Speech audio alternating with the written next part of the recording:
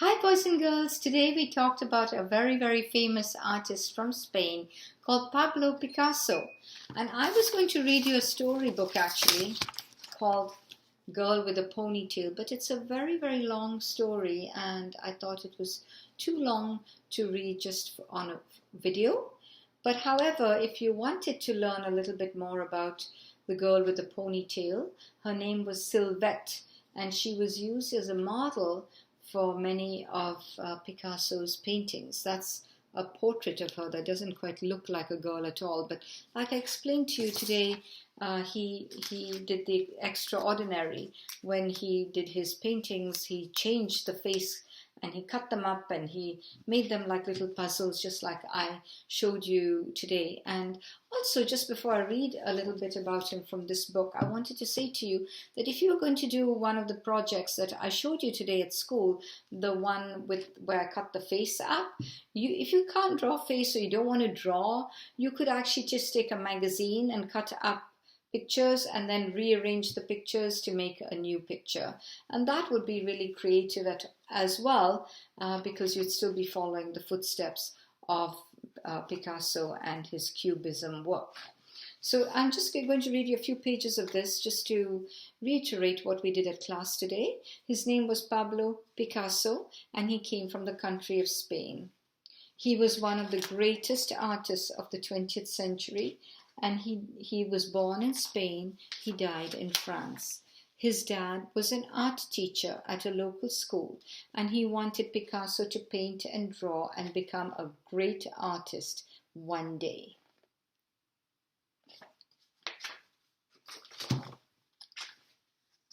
Picasso's painting style changed over a period of life more than any other great artist. He was always trying new and different things.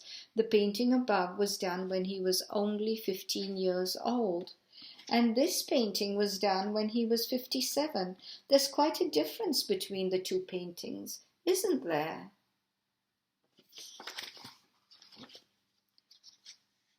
Sometimes Picasso would paint things that looked very flat. And sometimes he would paint things that looked so round that you might be able to pick them off the painting.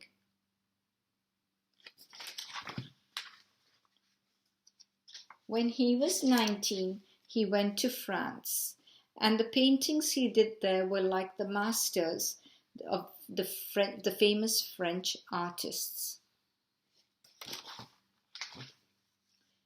Then something happened. His paintings changed. His work became very different. And here's this one here, look.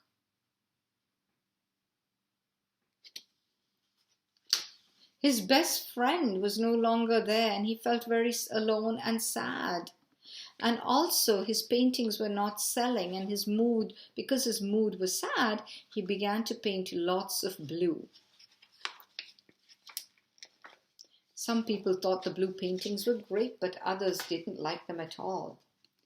And then he met a girl called Fernand, and they fell in love, and he was very happy. And that was then the beginning of the Rose period. His colors were happy during the Rose period, and he started painting happy things like people from the circus and animals. And then that period didn't last very long either, because he started a new way of painting altogether, and that was the beginning of Cubism.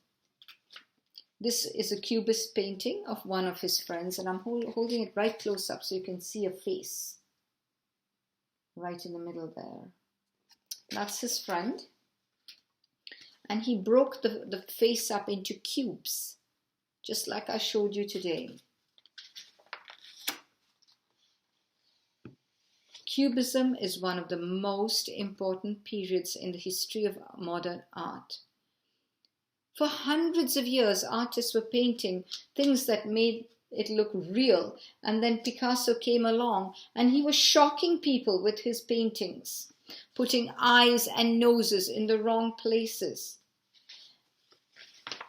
Even his friends thought that he had got too far. And then he did his most famous painting called Guernica, and he also did this one here, which is his best friend called James.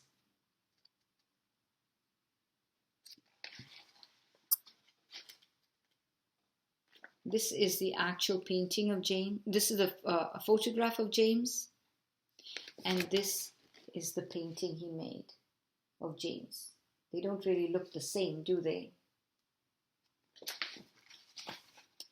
The nose is in a different place and the mouth is in a different place.